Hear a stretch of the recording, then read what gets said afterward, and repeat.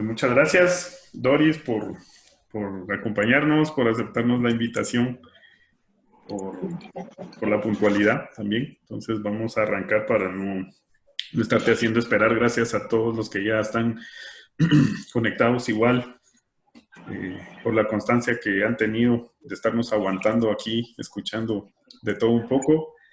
Pues hoy es la última conferencia del ciclo que organizamos ya hace un mes como si nada. Cuando estábamos planificando lo veíamos dentro de un mes, cuando terminemos, a ver cómo nos va.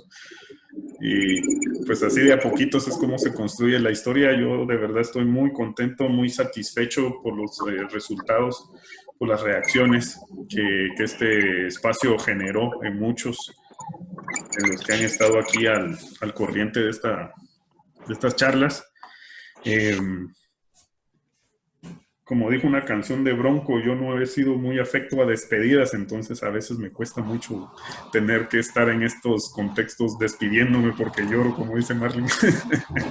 Entonces, pero pues de plano, lo importante es que pudimos dar un paso significativo, considero yo, como seminario, como personas, como amigos, compartiendo el conocimiento y la sabiduría de cada uno de los expositores. Es una situación muy de mucho valor para mí, creo que para mis colegas del seminario igual, porque pues la memoria de las personas está ahí esperando a que nosotros podamos acceder, que nosotros podamos escudriñar en cada uno de sus recuerdos. Como ya lo he dicho en muchas oportunidades, no se trata solo de decir, pues ya, aprendí algo, escribí un libro y yo soy el bueno y el especialista, sino creo que ha sido una lección de vida muy buena, por lo menos para mí, y creo que algunos más también, de darnos cuenta de que cada vez que avanzamos y buscamos más información, nos damos cuenta que sabemos menos y nos damos cuenta del nivel de ignorancia que tenemos.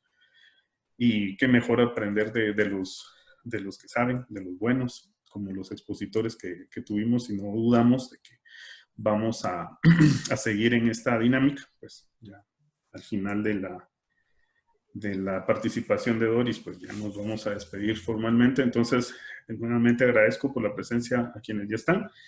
Doris nos acompaña y nos va a platicar también desde sus recuerdos un poco sobre la historia de su papá, que trabajó en la industria ferrocarrilera de Guatemala, una industria muy importante que, a pesar de que no hemos tocado el tema a profundidad, pero siempre salió a colación dentro de los otros temas. Entonces nos damos cuenta de esa articulación entre las industrias y entre las historias y entre la vida de las personas. Y pues Doris, pues vamos a proceder a darte el tiempo, pero primero quiero hacer la aclaración, como siempre. Si hay comentarios, preguntas, alguna sugerencia, las vamos a hacer a través del chat.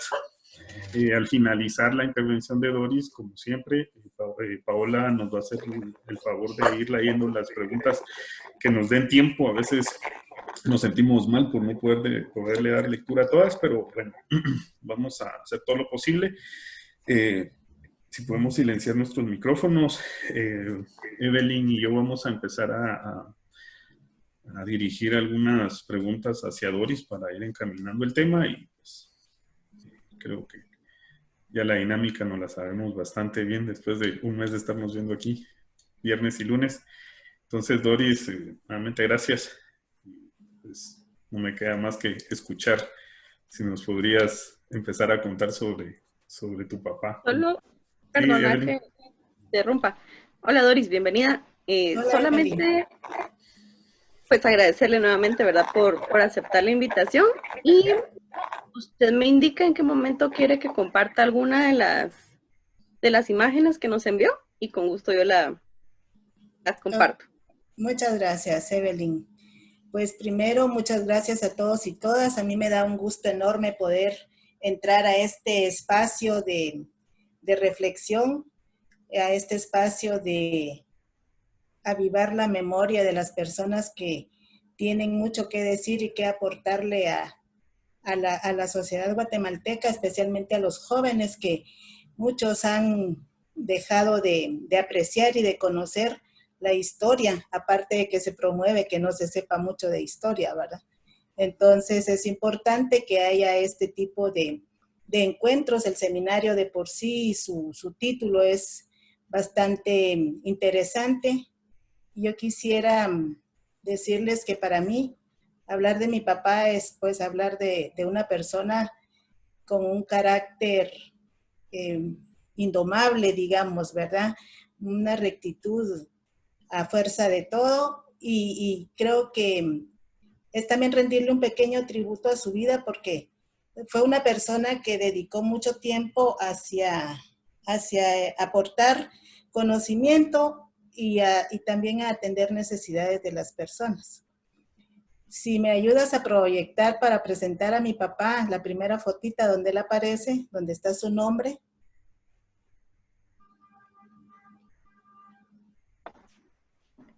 Listo, Doris. Gracias. Sí. Entonces, utilizando el nombre del seminario, para mí es un gusto y un honor compartirle la vida de mi papá. Mi papá nació en Escuintla un 25 de enero de 24 de enero de 1925. Y como digo yo, él volvió al universo hace apenas un año y meses al cumplir la edad de 93 años. Mi papá fue de oficio obrero, barbero, peluquero, pero un ferrocarrilero de mucho corazón, ¿verdad? Entonces, él fue un hombre dedicado a su labor obrera y desde muy jovencito, pues, se quedó huérfano de padre y de madre, entonces se convirtió en uno más de la estadística de la pobreza extrema, en orfandad. Y quisiera mencionar esto porque tiene algo muy importante de por qué mi papá llegó a trabajar al ferrocarril. Mi papá tenía seis hermanos, 4 hombres y 2 mujeres, él incluido. Cuando tenía apenas 9 o 10 años fallece su papá. Su papá era de oficio torero. Entonces murió por la cornada de un toro. En una corrida que tuvo el señor, fue herido de gravedad y falleció. A los 6 meses de fallecido mi abuelo, falleció mi abuela. Entonces mi papá prácticamente se quedó en orfandad y él era el mayor de los hermanos, así que se pueden imaginar el cuadro de esa familia que se queda trunca por la muerte de las dos personas principales en la familia. Mis abuelos tenían un pedacito de tierra y ahí tenían pues construida su vivienda y la solidaridad se aprende haciendo, la verdad. Entonces mis abuelos habían albergado ahí una familia de señores mayores que no tenían hijos, entonces ellos le dieron un espacio para que ellos construyeran allí su vivienda y compartieran el espacio de terreno que tenían. Creo que providencialmente esos señores llegaron para ser el refugio de mi papá y de sus hermanos, porque la familia de mis abuelos, nadie se hizo cargo de los jóvenes, ¿verdad? De los niños. Entonces, ellos se quedaron viviendo con esos viejecitos y los adoptaron como papás. Y los viejitos los adoptaron a ellos como niños. Nada es estático y entonces todo transcurrió en una situación de precariedad, ¿verdad? Esa orfandad temprana hizo que mi papá siguiera estudiando con...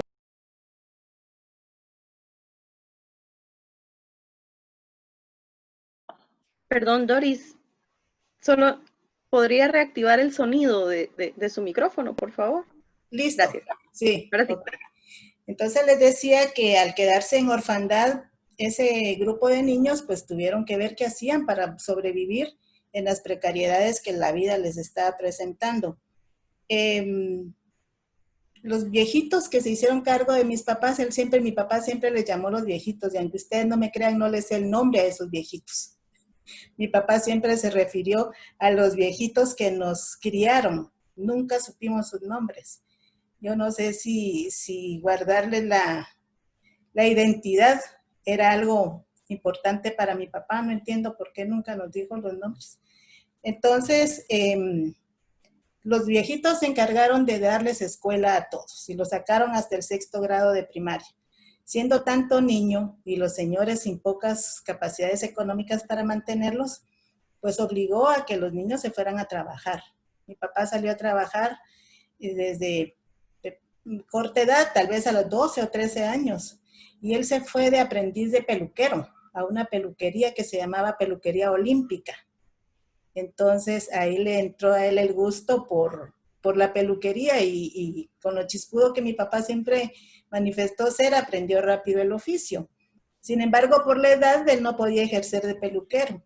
Y para agenciarse un poco de fondos, el señor de la peluquería le dijo, mira, mijo, para que no vengas por gusto y hagas un poco de dinero, ponete a lustrar. A los clientes que vengan, ponete a lustrar, ofrecerles tus servicios y lustrar los zapatos. De esas cuestiones que tiene la vida, pues mi papá empezó a generar dinero para llevar y ayudar al sustento de la casa y sus hermanos. Sin embargo, mi papá no usaba zapatos. Y entonces, lustrar zapatos y no tener zapatos, como dice por ahí algún pensamiento, al menos tenía pies, ¿verdad? Entonces, esa diferencia, creo que para andar los caminos se necesitan pies. Entonces, mi papá lo que hizo fue pues trabajar como ilustrador y él amaba la educación. Mi papá era un fanático de los libros. Entonces toda la vida mantuvo dentro de su cajita de lustre libros, revistas, poemarios y leía. Porque su frustración más grande creo que fue no haber estudiado más allá del 6º grado de primaria por todo lo que ya les había comentado. Entonces leía demasiado y tenía una capacidad increíble, conocimientos bárbaros de todos los temas. Le fascinaba el deporte y le fascinaba la política. Entonces sus lecturas iban orientadas por esa ruta y escogía sus lecturas muy bien. La familia de mi papá se fue dispersando, los hermanos pues crecieron, cada quien agarró su rumbo y lo que ocurre siempre con las familias disfuncionales, ¿verdad? Cada quien agarra su camino a las edades tempranas y sus hermanos estuvieron cerca pero dispersos. Mi papá se quedó al cuidado de los viejitos hasta el día final de la vida de esos señores y los ayudó siempre. En este trayecto de su infancia y llegados los años en que ya le daba vergüenza ser descalzo, mi papá nos contaba que él miraba cuando llegaban al pueblo, a Escuintla, esos muchachos que venían a prestar servicio militar y que regresaban como muy bien vestidos ¿cómo les dicen? Los cadetes. Mi papá decía los cadetes.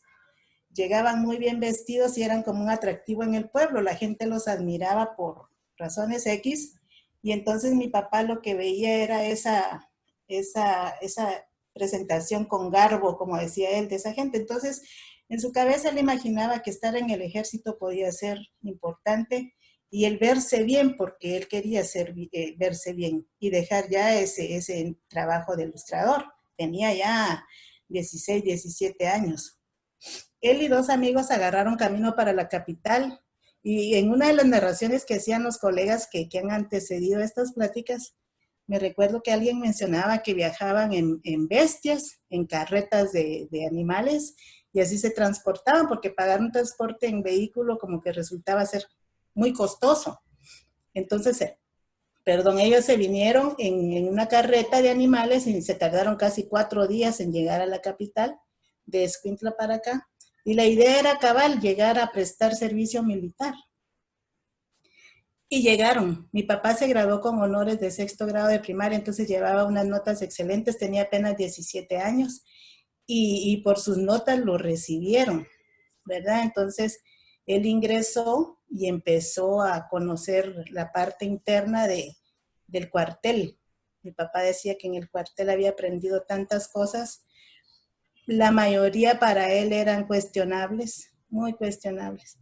En esa época en que él estuvo apenas 2 años, pero mi papá dice, yo a la semana estaba arrepentido de haberme venido, prefería estar descalzo porque sin dignidad no hay libertad.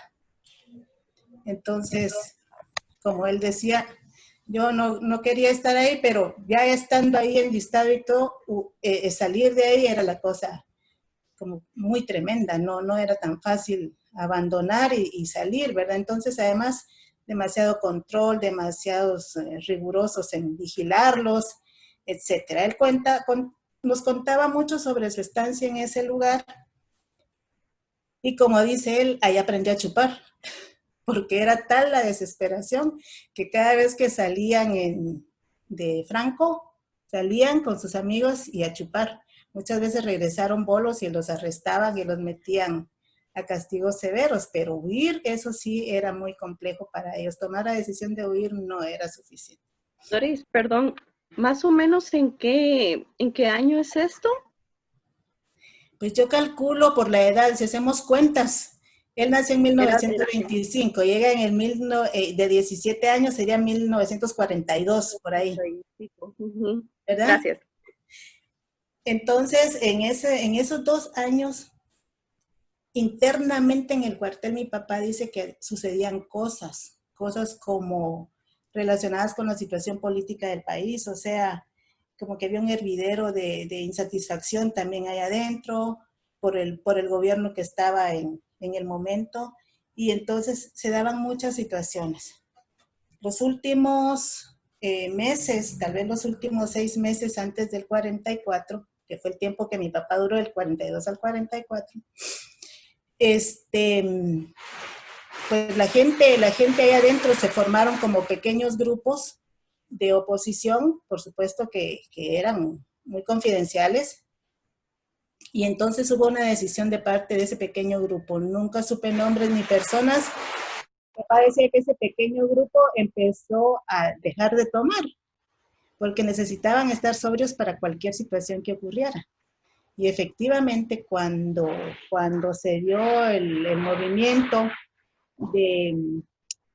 de revolucionario, ellos estaban pues dispuestos a todo y participaron a favor del movimiento revolucionario. Para mi papá eso fue el momento más importante de su vida porque pudo ya abandonar el lugar e irse. Ya no regresaron después de que ocurrió todo el movimiento y la movilización de tanques, tanquetas, etcétera. Él ya no regresó. Se fue con unos amigos y, como dice mi papá, volví descalzo, sin las malditas botas. Entonces, cosas que como que yo pienso que mi papá en su memoria guardaba eso como sus trofeos. Hacer cosas de ese tipo, a él le daba mucho, como sentía como muy digno haber hecho esas cosas. Entonces al vuelve otra vez sin dinero, sin zapatos, desempleado. Eso sí, ya tenía novia. Y entonces al volver allá, empezó otra vez a juntar plata y se compró sus zapatos.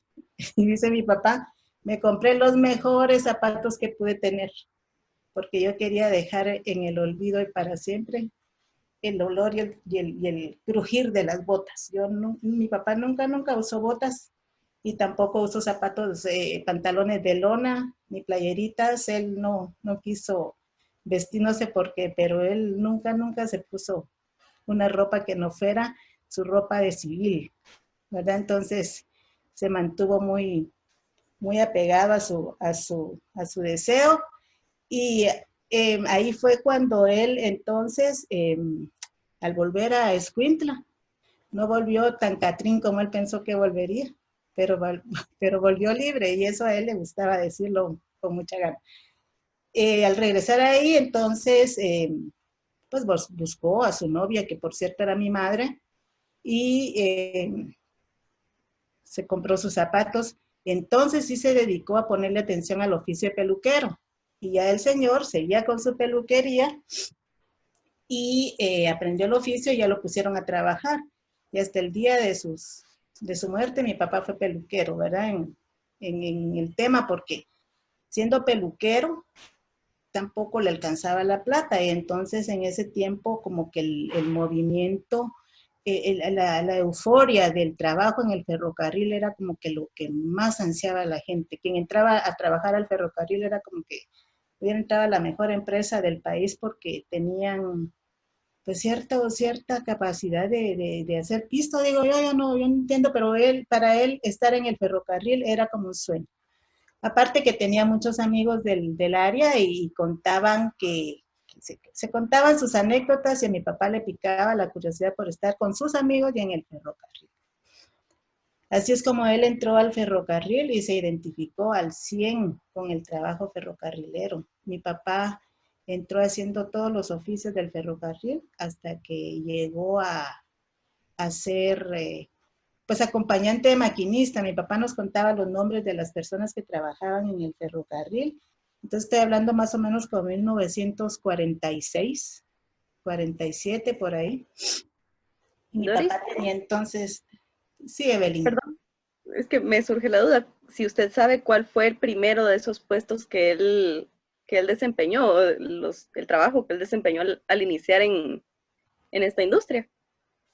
Inicialmente trabajó en mantenimiento, él hacía limpieza de vagones y limpiaba la parte de las oficinas y espacios de ahí de donde estaba la estación en Escuintla. Y después, como les comentaba, mi papá muy acucioso de lectura, entonces como que le notaban algo de distinto a otras personas y le iban como promoviéndolo en su trabajo, ¿verdad? Entonces, así es como él trabaja ahí. Y después mi papá creo que estuvo como parte del equipo de mantenimiento de trenes, en el equipo de, como estos que, ¿cómo se dicen? Los mecánicos de tren. Entonces trabajó ahí y trabajaba muy duro, muy duro. Entonces, estando en ese tipo de trabajos también se daba cuenta pues que el trabajo de un obrero en el ferrocarril no era gracioso, estar a esas horas de explotación, de mucha intriga entre trabajadores. El administrador del tren era un gringo. Mi papá me mencionó 1000 veces el nombre, pero esta es la hora en que no logro recordar al bendito gringo, porque él decía el Mr. X, yo no recuerdo cómo se llama el tipo, pero era el Mr. El Mr. era el que les decía, les obligaba, les marcaba el tiempo, les marcaba el... Entonces mi papá decía, a veces había que comer con las manos atoradas de grasa porque el Mr. no nos dejaba tiempo ni siquiera para comer porque un tren no podía estar parado, había que trabajar de día y de noche, en la intemperie con aquellos aguaceros, no tenían ni chumpas, ni ropa adecuada. Mi papá dice que mucha gente se ponía su ropa de diario, digamos, y luego le hacían un nudo y la tiraban porque era inservible, eso no podía volverse a usar hasta que... Entonces ahí viene todo ese interés por mi papá de participar en la organización. Yo no sé decir si ya existía el sindicato cuando mi papá estaba. No sé decir si él fue parte de la organización sindical del movimiento para ir formando el sindicato del ferrocarril. Pero él hablaba con un amor profundo por el sindicato y porque decía que él en esos tiempos, pues además de que leía mucho, era un gran orador. Mi papá siempre tenía las palabras adecuadas para expresar ideas y también una gran capacidad de convencimiento. Mi papá en algunos puestos que funcionó como dentro de la organización sindical, él fue vocal, fue secretario de actas, como lo el documentito que aparece ahí, y también secretario de organización, ¿verdad? Él iba movilizando en los diferentes lugares donde estaban las estaciones del ferrocarril para la participación sindical de las trabajadores, de manera que el sindicato se fue ampliando, porque siempre se fue fortaleciendo. Entonces, mi papá tomó un lugar muy importante. También hay una persona, creo que fue Jorge Colón, que hablaba de que su papá fue, no sé si el administrador en el ferrocarril o algo parecido, pero si fue en el tiempo en que mi papá estuvo, yo creo que ellos debieron haberse conocido. No recuerdo exactamente cómo es el tema de de esta relación de que yo encontré, y, escuchando las memorias de las otras personas, decía, bueno, sí, el ferrocarril en ese tiempo era como lo más importante. Hay hilos que se conectan y personas que podrían haber estado relacionadas. Entonces, en esa foto que nos muestra Evelyn, precisamente, ahí está la junta directiva del Sindicato de Atención y Mejoramiento del Ferrocarril.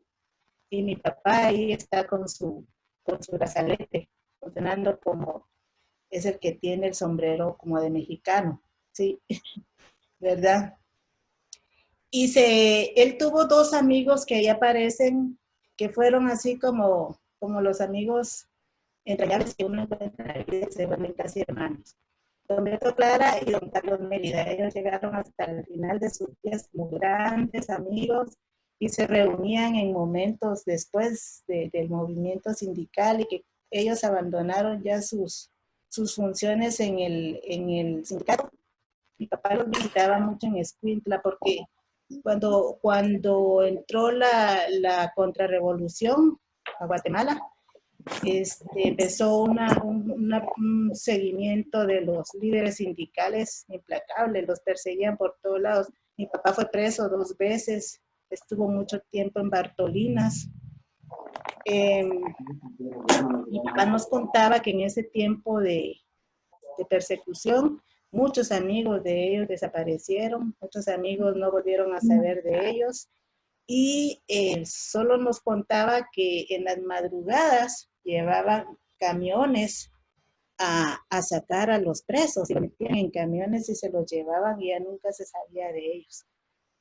Una vez que ya mi papá iba en el camión, tipo 5:30 de la mañana, apareció mi mamá con su canastita de comida.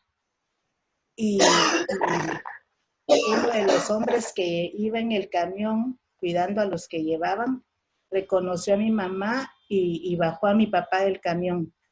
Y mi papá se volvió pues, casi que fugitivo, ¿verdad? Porque ahí empezó la huida permanente de mi papá. Él estuvo huyendo permanentemente, lo buscaban, lo perseguían, porque de plano mi papá era secretario de actas, ¿verdad? Entonces manejaba de plano alguna información que les interesaba, ¿verdad? Y si no la manejaba, pues era, yo creo que una práctica ominosa de perseguir a la gente para lo que fuera.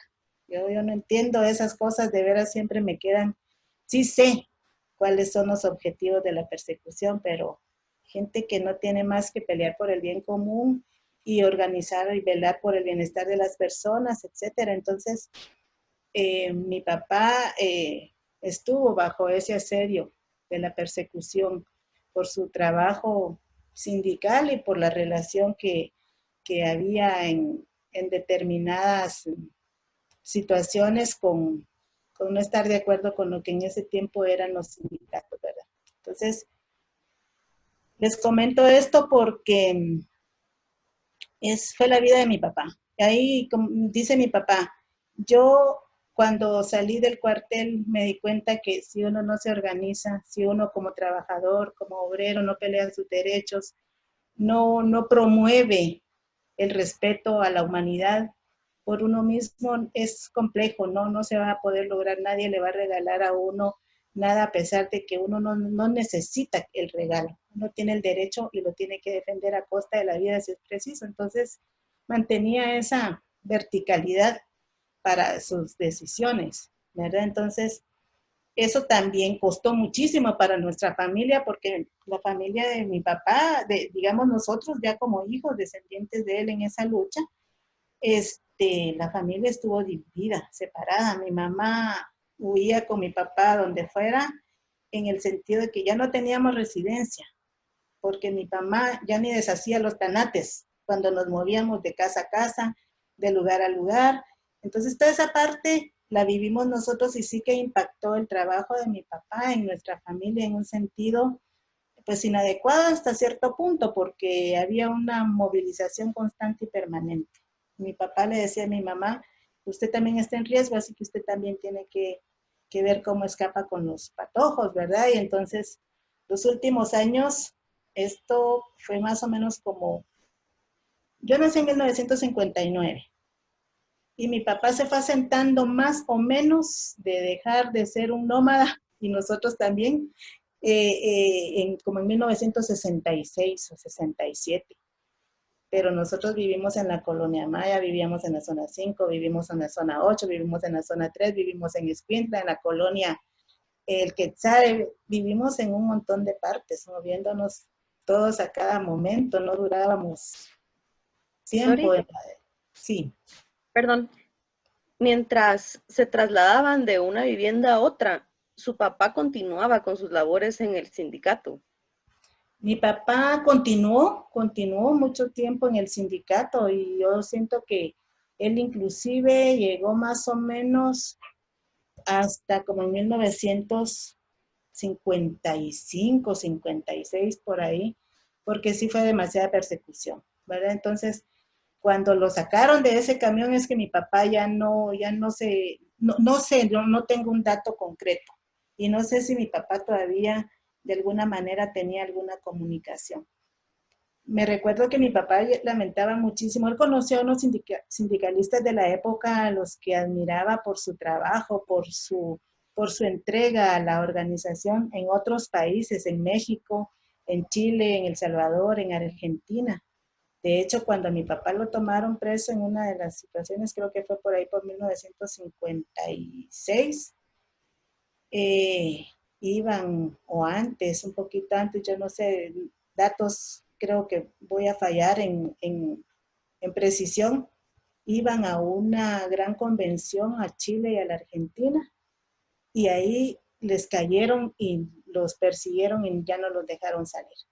Muchos de sus compañeros se asilaron en la Embajada de México, otros en la Embajada de El Salvador, en Costa Rica también, y mi papá no pudo. Y es que mi papá no quiso tampoco abandonar a mi mamá con todos sus hijos. Entonces, él decía que no podía él estar bien en otro lugar mientras su familia estuviera sufriendo persecución, y que él no supiera ni de qué se trataba el asunto, y no sabía si algún día podía pasar algo muy serio que no pudiéramos encontrarnos de nuevo. Entonces, creo que movernos de un lado a otro fue la situación que se logró como para salvaguardar la vida, ¿verdad? Entonces, sí, nos impactó muchísimo. Y también a mi papá, porque como decía, no sé si Miguel Ángel Asturias, en Guatemala solo se puede vivir bolo para aguantar toda esa desgracia que se vivía en el país. Y qué triste, porque yo creo que el comportamiento sigue siendo mucho parecido en esas zonas de miseria, ¿verdad? Donde la gente realmente creo que no toma por diversión, sino toma por depresión, por tristeza. No hay otra solución más que estar bolo. Entonces, como que eso se vuelve un lastre, ¿verdad? O una justificación para chupar, pero, pero creo que sí tiene su peso el tema, ¿verdad? O sea, se lee el comportamiento de una cultura a través de las gobernanzas, de los gobernantes, de los momentos políticos que se viven en cada país. Entonces, pero también mi papá creo que tuvo una vida maravillosa cuando estuvo en el ferrocarril. Él amaba el tren. Él iba de estación en estación, visitaba a sus colegas, hacían labores de la organización, y también hacían labores deportivas, actividades sociales. Se vivía una hermandad entre los diferentes espacios donde estaba organizado el sindicato. Yo lo que recuerdo con mucho agrado es escuchar y ver cómo mi papá narraba sus memorias, porque lo hacía con una entrega y se le miraba el brillo en los ojos, la emoción de contar lo que había vivido, y esa como que él sabía que nos estaba transfiriendo algo, ¿verdad?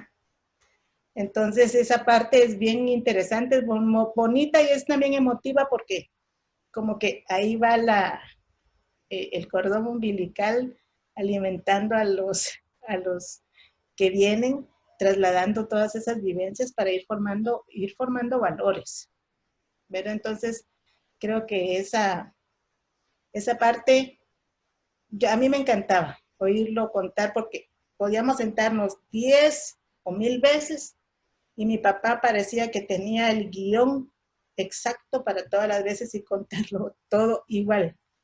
Y no nos cansamos de oírlo. Era muy interesante escucharlo, era muy lindo escucharlo. Muy convencido, muy coherente, siento yo, con su decir y con su actuar.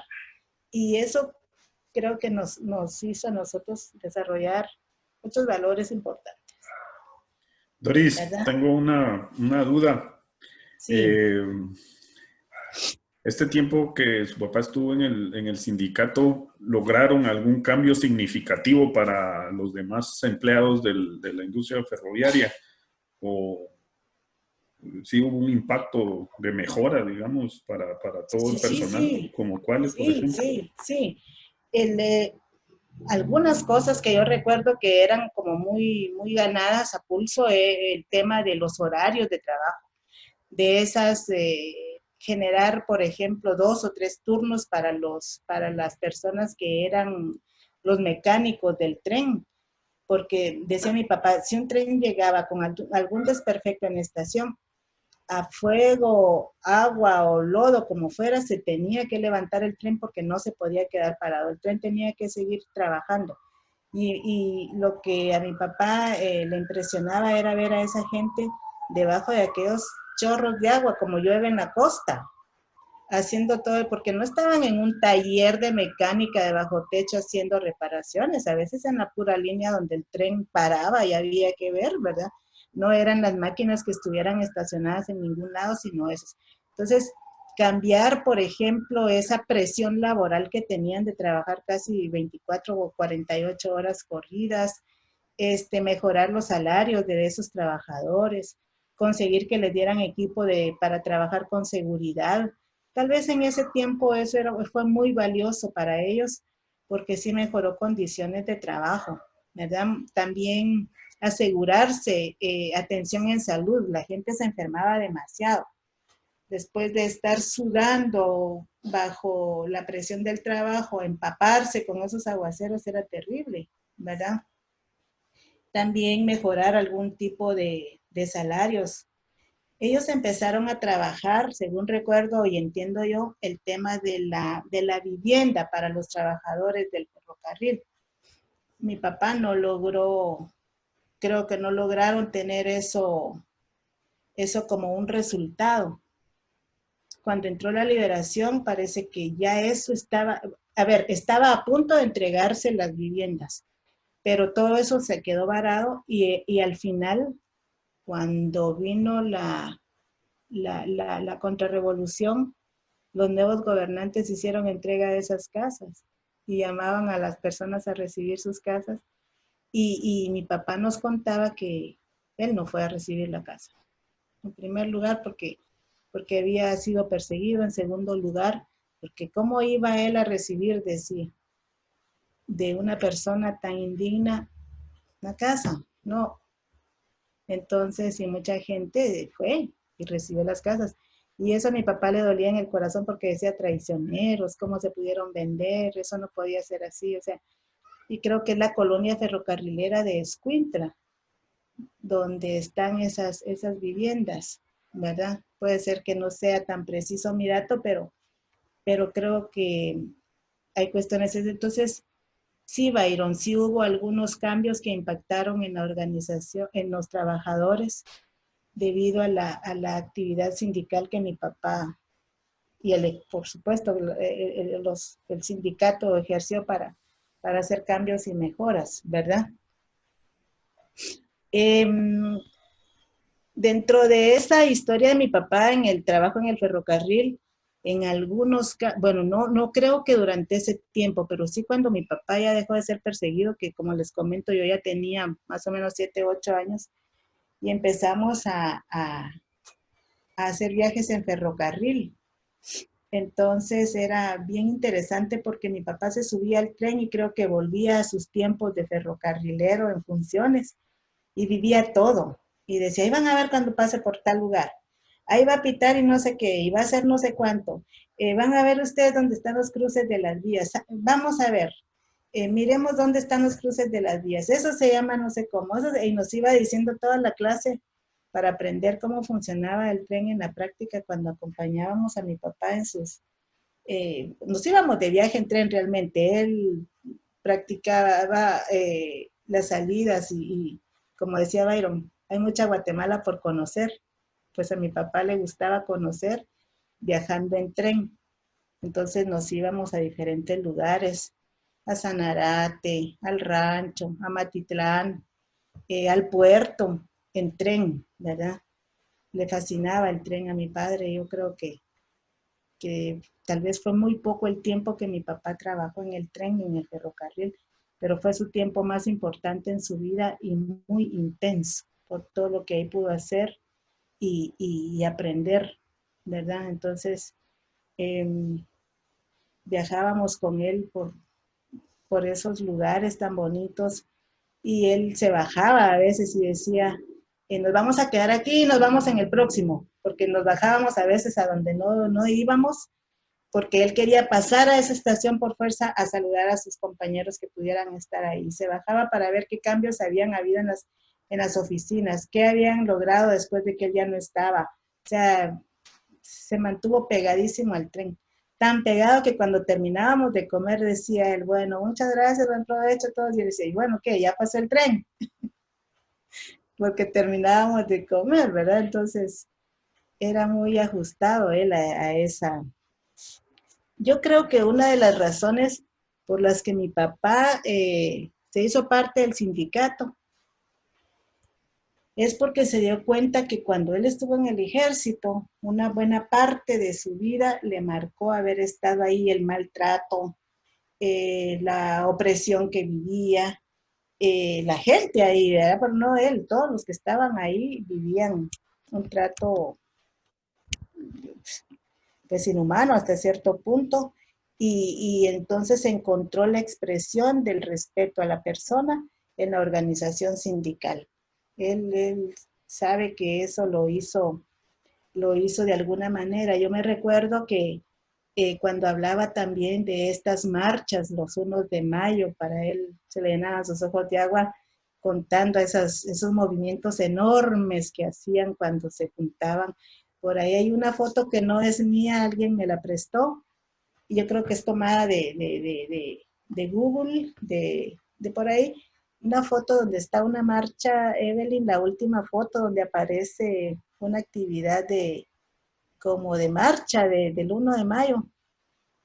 Y bien bonito era porque inclusive mi papá en sus últimos años me pedía que lo llevara al muñecón de la zona 5, donde se organiza la marcha. ¿Sí? Perdón. Sí, le quiero ayudar con su imagen, pero en realidad en la... no sé si es donde aparece la junta directiva, ¿es esa? No, es otra, una Es siguiente. que después de esa solamente tengo lo de las pertenencias de su papá, los objetos que usted guarda. Es que, Evelyn, yo les mandé otro Power. Lo voy a No el que están presentando, sino que otro Power donde está la foto que menciona Doris. Gracias, Anaitia. Sí. Ahora se la busco, Doris. No está bien, yo para tener como la referencia de por qué mi papá sentía esa alegría tan grande con los 1 de mayo, ¿verdad? Entonces él seguramente rememoraba esos grandes encuentros que había y esa lucha que manifestaban los grupos organizados en sindicatos en esa fecha. Yo les comentaba que él me pedía que lo llevara aquí al muñecón de la zona 5 para ver el inicio de la marcha.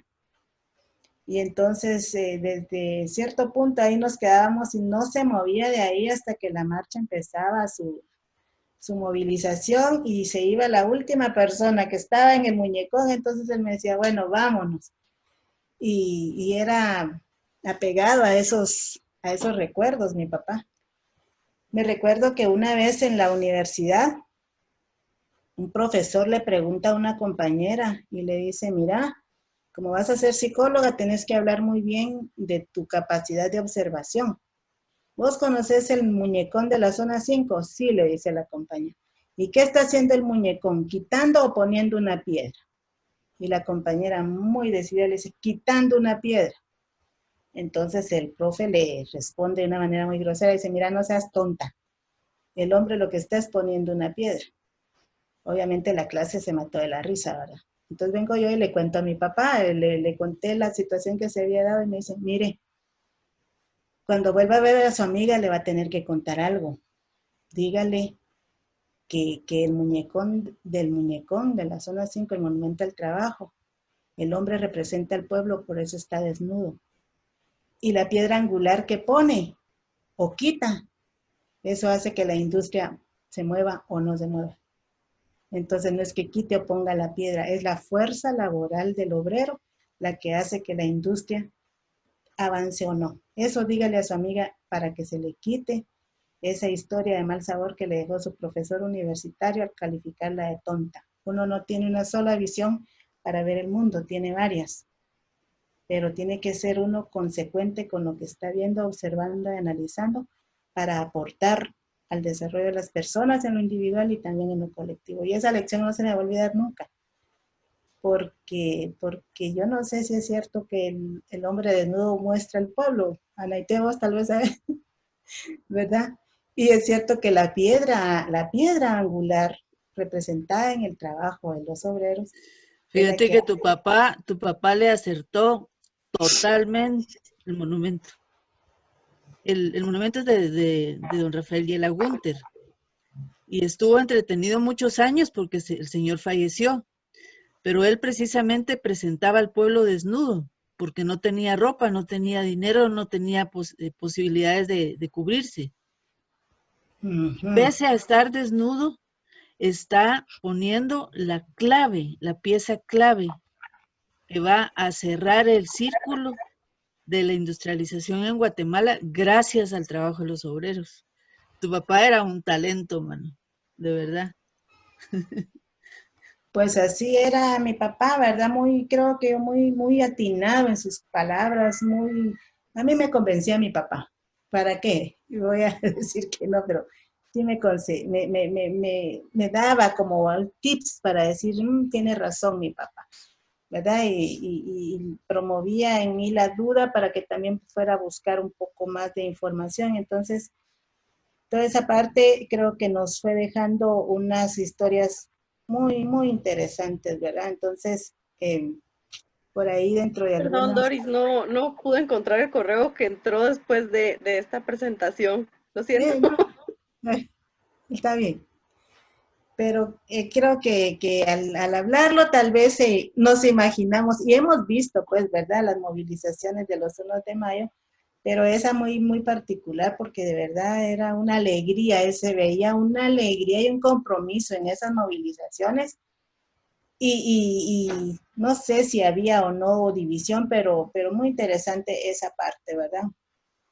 Entonces, viajar con mi papá a mí me trae recuerdos bien bonitos porque, por ejemplo, él nos decía, en la estación tal van a subir las señoras que venden comida con aquellas grandes tapas, con unas tapas, unos canastones planos, donde vendían las señoras todo ese tipo de comida de la gente, de la gente de campo y de la gente que viajaba en el tren.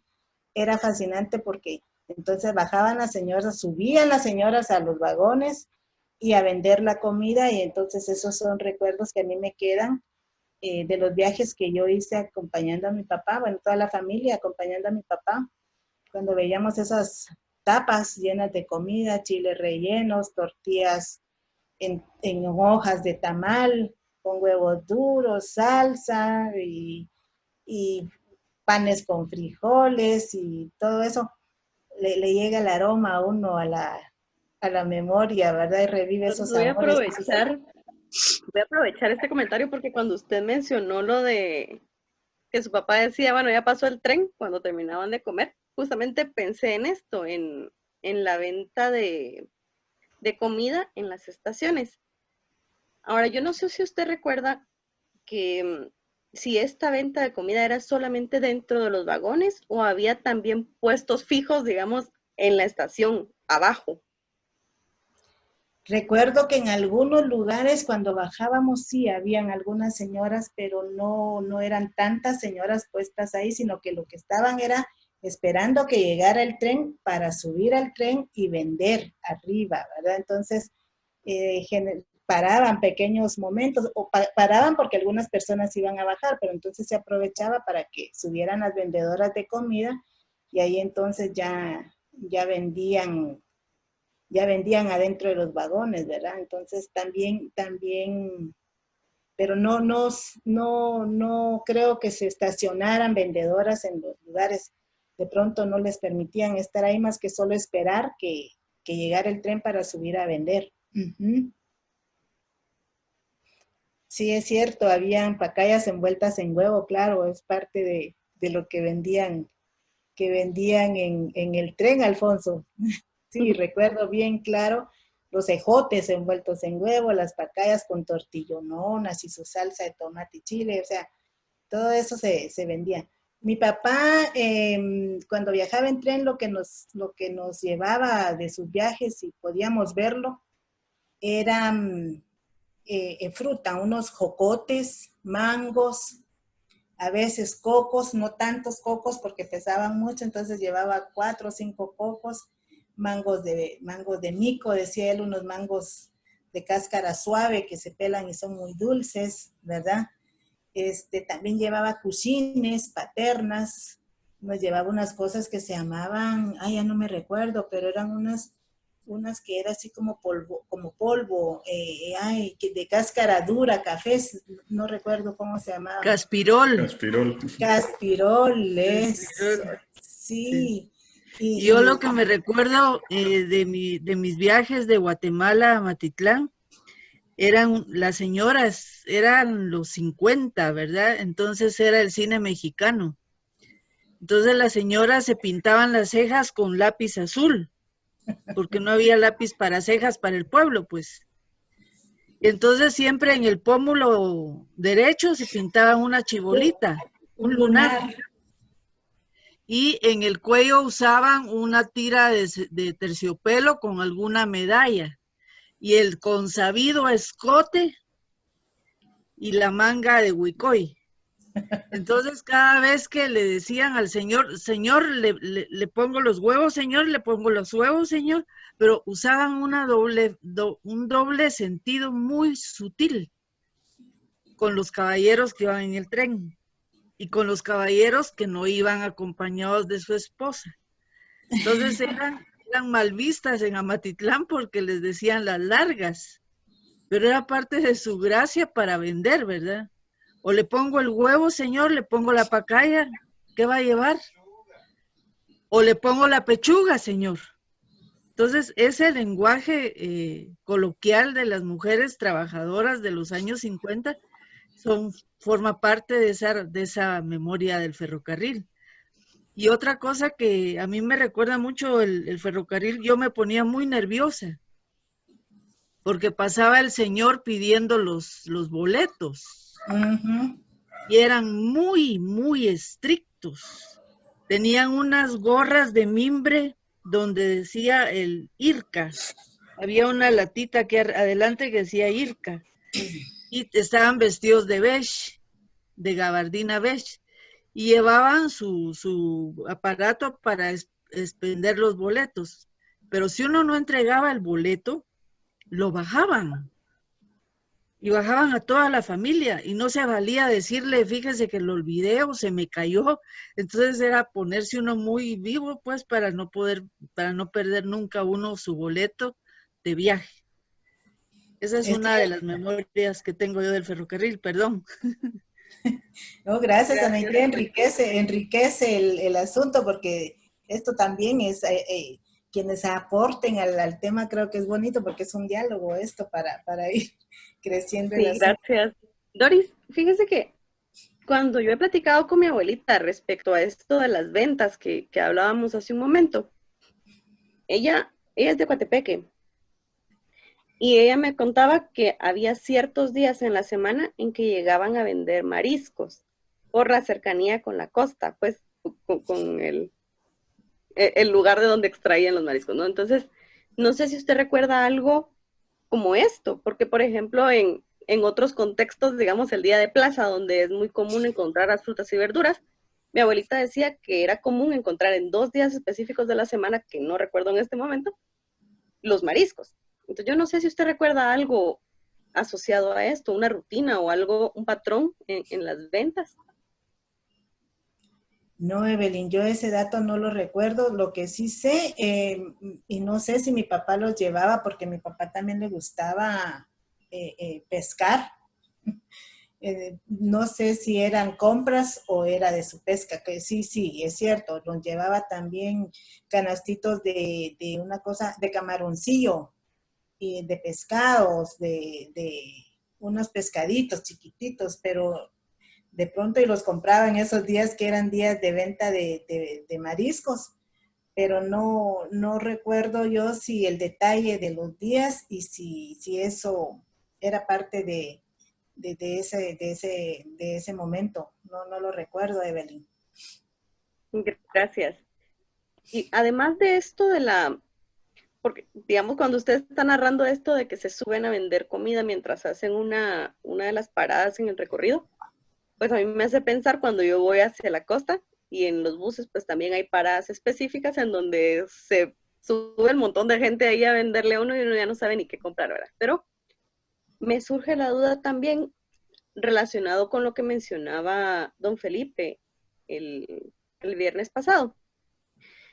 Había también correspondencia que entregaran pues con el ferrocarril o que llevaran ahí, que subieran en cada estación correspondencia.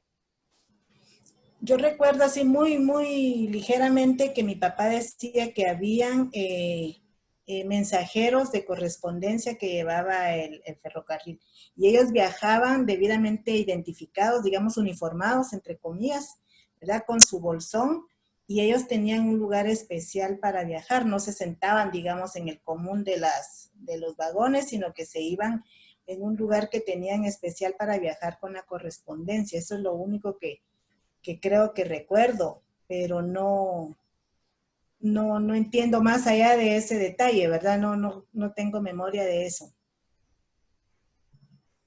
Doris, Sí, sí, vaya. ¿su papá en su vida de ferrocarrilero tenía alguna canción, algún poema en particular que a él lo hiciera identificarse con el ferrocarril? La canción de mi papá por excelencia era Escuintla, ciudad de las palmeras, ¿verdad? Y entonces esa él la tarareaba, la silbaba, la cantaba. Si estaba donde estuviera, él estaba cantando Escuintla, ciudad de las palmeras, Escuintla, ciudad de mi querer, ¿verdad? Anidan las golondrinas y se echaba su cantadita. A mi papá le gustaba mucho eso. Y como decía también Anaité, veía pues el cine mexicano que en esa época estaba como muy de moda, digamos, pero la canción de mi papá por excelencia era esa. Se la cantaba de pies a cabeza, ¿verdad? Y le gustaba mucho la música de Agustín Lara. Eso era lo que él... Ahí tengo unos recuerdos, unos cassettes, de esos cassettes de cinta, con todas las canciones de don Agustín Lara y otras, ¿verdad? Le gustaba Toña la Negra, le gustaba una señora Alicia Zurdia y le gustaba música más nacional, digamos. Yo pensaba que mi papá en algún tiempo de su vida le gustaba el Ferrocarril de los Altos. A él no le gustaba esa canción. No era como su favorita. Decía, sí, está bonita, pero no le gana a mi escuintla quería. O sea, no, porque además era el Ferrocarril de los Altos. Mi papá era el Ferrocarril de la Costa Sur, ¿verdad? Y algo había ahí que no cuajaba con eso, con él y con su querer del Ferrocarril de la Costa. Entonces, sí, no le gustaba mucho esa canción. De hecho, prefería otras, ¿verdad? Así que no sé si ustedes tienen algo más que preguntarme. Yo Sí, hasta... no se preocupe que nosotros todavía tenemos dudas ahí. Este tema en realidad es bien bonito, Doris, porque como le comentaba yo antes, yo no tuve la oportunidad de viajar en tren, pero he podido como imaginar todo el escenario gracias a las conversaciones que he tenido con mis abuelitos, con mis papás, con mis tíos. Entonces, para mí es bien enriquecedor esto, pero yo quisiera saber si, así como usted identificó rápido una canción que era como del gusto de su papá, ¿hay algún sonido o alguna canción que a usted le recuerde el trabajo de su papá en esa lucha por mejorar las condiciones de la gente? Fíjense que mi papá, él era aficionado a, bueno, él tenía un su radio marca Sanyo chiquito, de baterías. Y lo que más recuerdo que a él le gustaba era escuchar música de marimba, pero marimba pura. Entonces él cargaba su radiecito y asociaba ese tipo de música con su trabajo en el ferrocarril, porque eso creo que la laconía de algunas melodías de la marimba, como que él lo transportaban a esa época de su tiempo de ferrocarrilero, pero no identifico ningún asunto así muy puntual. Lo que sí recuerdo es que cuando pasaba el tren, nosotros vivíamos en la zona 5 y pasaba el tren por el puente de las Vacas y se oía el pito del tren ahí y era un entusiasmo por oír ese pito a determinadas horas. Yo no sé si era 4 de la tarde o 12 del día, pero durante el día pasaba dos veces el tren y dejaba su sonido. ¿Verdad? Y era bien interesante oírlo porque sí que se oía ese tren. Y entonces eso me hace recordar un tiempo que vivimos en la zona 5 cerca del puente de las Vacas, cerca del puente de Belice, en la colonia Maya. Nosotros vivimos en la colonia Maya mucho tiempo, cuando la colonia era más una aldea que una colonia. Para salir de la colonia Maya había que salir una vez al mes porque no había transporte. Pero cuando veníamos algunas veces en la camioneta y pasábamos por el puente Belice y coincidíamos con el paso del tren, la camioneta se paraba y todo el mundo veía pasar el tren hasta que se agotaba el trayecto del tren sobre el puente de las Vacas, ¿verdad? Sí me recuerdo de eso. También otra cosa que recuerdo es cuando bajábamos en alguna estación del tren, ¿verdad? Y veíamos venir otro tren y cuando paraba el tren y hacía un sonido espectacular en el frenado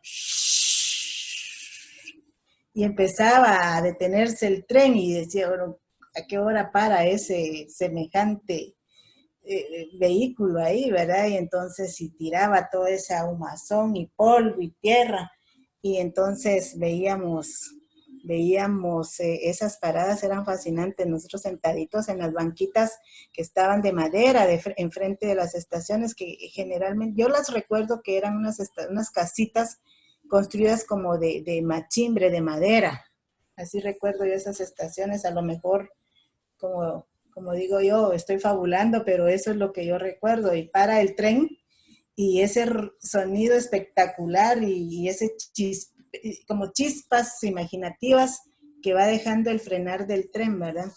Ahí aprendimos lo que eran los rieles, los durmientes.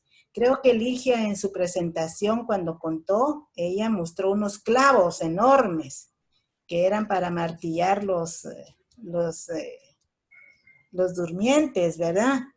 Eran increíbles. Mi papá guardó mucho eso. Desafortunadamente con el terremoto del 76, mi papá tenía tapizado su cuarto de fotos del ferrocarril, de sus actividades sociales en el sindicato, deportivas, de sus reuniones. Pero con el terremoto del 76 destruyó completamente la casa. Todas las cosas que mi papá guardaba como recuerdos se quedaron soterradas ahí. Me recuerdo que tenía una lamparita a gas que era la que se ponían en la puerta de algún vagón e iban batiendo la lamparita así como dando alguna señal de algo cuando transitaban en la noche. Entonces él tenía su lamparita funcionando y cada cierto tiempo la aceitaba y le cambiaba una camisita que era como la que donde se daba la luz, porque eran como quinqués, ¿verdad? A gas. Guardaba también esos clavos enormes. Él tenía tal vez unos 10 o 15 clavos que los cuidaba con un aprecio espectacular, pero todo se quedó soterrado cuando perdimos la casa en el tiempo del terremoto y se rescataron muy poquitas cosas que mi papá conservaba. Esa valijita que aparece ahí en la fotografía, esa valijita es una reliquia para nosotros porque él nos comentaba que ahí él guardaba muchos documentos de su actividad en el sindicato y que de esa nunca se separaba porque para él era una responsabilidad mantener a resguardo algunos documentos que podía movilizar, ¿verdad? No creo que llevar ahí los documentos que eran propios de la organización en el sentido de cuidarlos, de que mantenerlos a resguardo, pero él sí iba a hacer una gestión y ahí lo llevaba en esa valijita, ¿verdad? Esa valijita lo acompañó siempre y ahí guardaba sus credenciales, esas que les mostré, algunas fotografías, ¿verdad? Entonces, sus pertenencias del viejito, siempre usó sombrero, siempre usó sombrero. Y pues son reliquias que nosotros conservamos muy poquitas cosas de mi papá. También comentaba, creo que Pamela comentaba que no, esas cosas se pierden, se van, se venden, uno no sabe cómo desaparecen y desafortunadamente pues también no les damos el valor de lo histórico a ciertas cosas que los padres le van dejando a uno, ¿verdad? Entonces, pero esa valijita aquí está en mi casa, aquí la conservo. Está su sombrero, está sus lentes, tengo algunos relojes, un reloj de cadena que utilizaba también en el ferrocarril para controlar pues, los horarios. ¿Sí? Así que ustedes me dirán qué más podrían estimular en mi memoria. Yo tengo una pregunta. ¿Alguna oportunidad su papá le comentó de algún accidente que hubiera ocurrido en el ferrocarril del sur? Sí, él nos comentó, pero él ya no estaba trabajando ahí cuando, tal vez fue en los 70s, creo que fue un fuerte accidente del ferrocarril que hubo, que se descarriló un tren que venía de algún lugar de ahí por San Marcos, creo, yo no recuerdo bien, pero el tren venía hipercargado de piedra y pasó, decía mi papá, pero sí, sonando los rieles y echando chispas por todo lo que era Escuintla.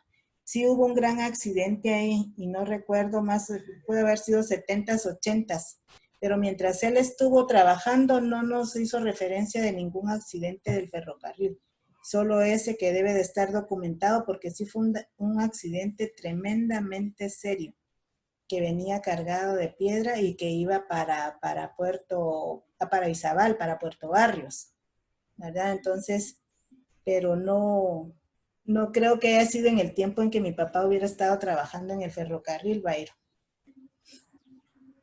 Doris.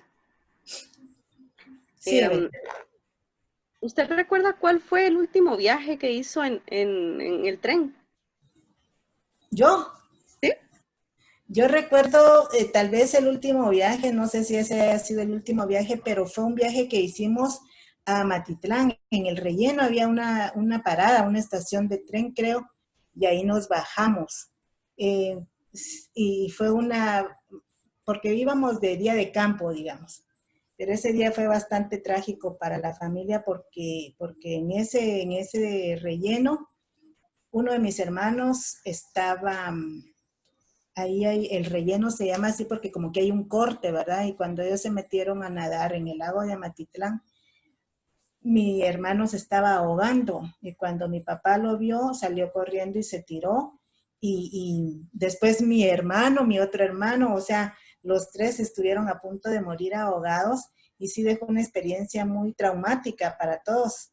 Y creo que fue uno de los últimos viajes que hicimos en tren porque mi mamá dijo, yo ya no vuelvo a viajar ni en tren ni a estos lugares, ¿verdad? Porque quedó como marcada la situación de peligro que se vivió y sí fue muy traumático. Esa vez fue demasiado traumático. Nosotros todos lo recordamos, cada quien a su manera, pero sí parece que creo que ese debe de haber sido el último viaje que hicimos en tren.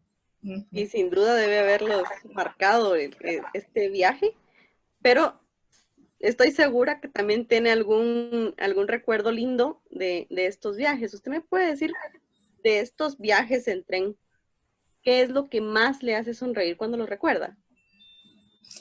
¿Sabe qué me recuerdo? Cuando vamos pasando por lo que era ¿dónde está? La zona 13, por donde sale el tren de la estación y va para el sur.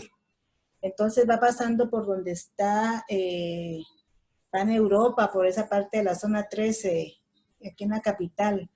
Y es un trayecto bien despejado. Entonces nos permitía a nosotros sacar la cabeza por la ventana y ver hacia adelante y ver cómo iba avanzando el tren, y ahí sí que podíamos ver los cruces, lo que mi papá nos decía, que estaban ahí estos cruces de tren, y veíamos la línea del tren y cómo daba la vuelta el tren, entonces le podíamos ver la parte de adelante de la locomotora y nosotros íbamos ahí. Y era fascinante. A mí, yo lo que tengo en mi memoria son esas ventanonas anchas que bajaban casi a la altura de que uno podía poner el codo así sobre la ventana, y los asientos eran de madera y así redondeados las bancas, porque eran bancas de madera. Algunas tenían asientos tapizados, pero eso no, creo que alguien preguntaba ahí si habían clases para pasajeros en el ferrocarril, y seguramente, porque en esa que viajábamos nosotros era la más dura, era ir sentados en bancas de madera. Y sí habían asientos altos y tapizaditos en otros vagones, pero seguramente esos serían los de primera clase, porque eso nunca me subí. Sin duda. Sí tiene que haber sido como para gente que tuviera la capacidad de pago de un lujo así. Pero voy a intentar compartirles un videíto. No lo voy a dejar todo, sino solo un fragmento al inicio, porque creo que representa un poco lo que ustedes estaban narrando ahorita de su recuerdo feliz del ferrocarril. Voy a intentar compartirlo. Ok, gracias, qué bueno.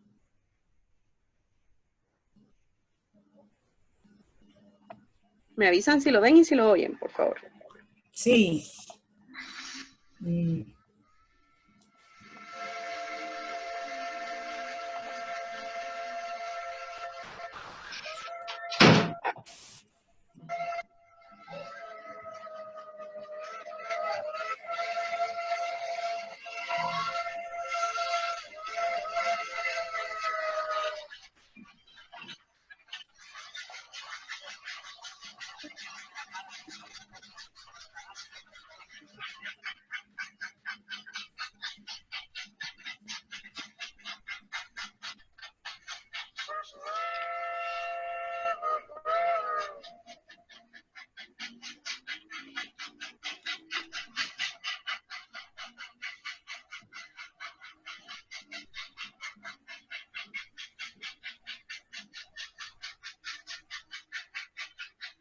Voy a cortarlo ahí, pero creo que esto representa lo que usted nos estaba narrando.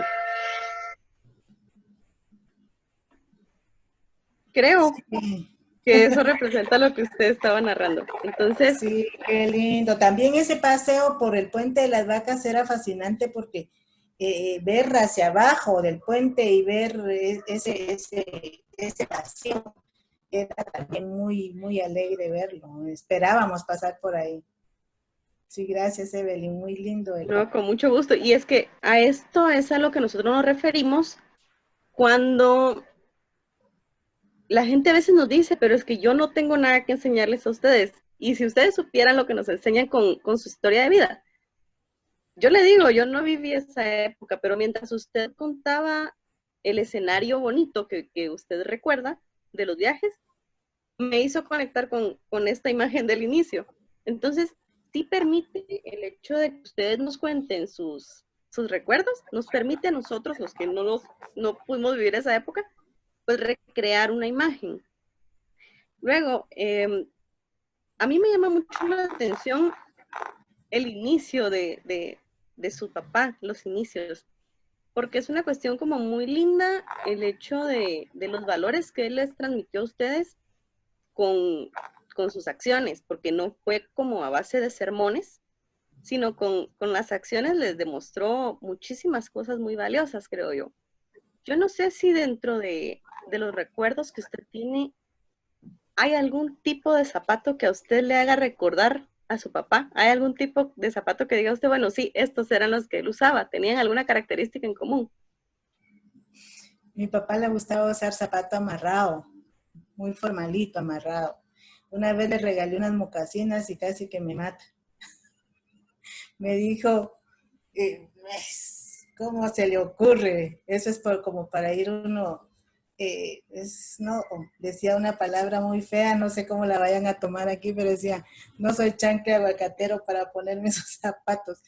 Yo a mí los zapatos amarrados, por favor, nunca me vuelven a regalar de esos zapatos. Entonces, sí, sus zapatos eran amarrados, definitivamente, ¿verdad? Y no chatos, tampoco ni puntudos, pero era un zapato, digamos, formal y nítidamente lustrados, nítidamente. Nos enseñó a lustrar a nosotros nuestros propios zapatos, ¿verdad?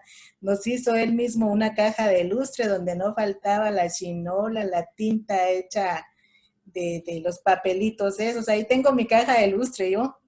Entonces, y los zapatos se lustran con tinta, chinola y tira, ¿verdad? O sea, no con Instawax ni esos otros lustradores prácticos. Hay que lustrar con tinta y pasta los zapatos. Ahí todos tenemos nuestra caja de lustre que mi papá nos enseñó y creo que el trabajo digno, honrado, la dignidad con la que mi papá nos aleccionaba, no tiene nombre. Yo creo que el sentido de la solidaridad.